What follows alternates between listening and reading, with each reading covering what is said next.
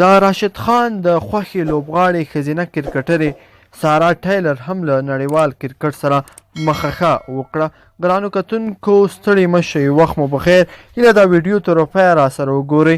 د راشد خان د خوښې لوبغاړې ښځینه کرکټرې یعنې د انګلستان د ښځینه کرکټ ملي لوبډلې وکټ کیپرې سارا ټیلر هم له نړیوال کرکټ سره مخه وکړه.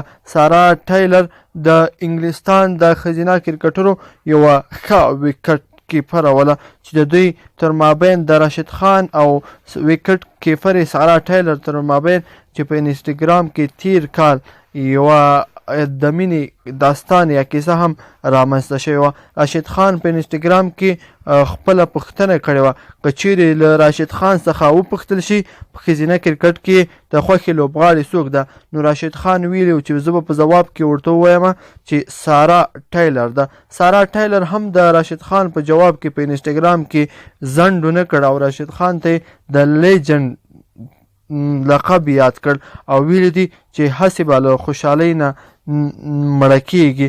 کیپره او اوپنره سارا ټیلر د ژوند کیسه یو الهام ګڼي او سارا ټیلر تیره ورځ له کرکټ سره مخه اعلان کړه او د انګلستان په د ښځینه کرکټ لپاره یوه ستره ځای ده او دغه ځای به معلومه شي چې څوک یې ډکوي.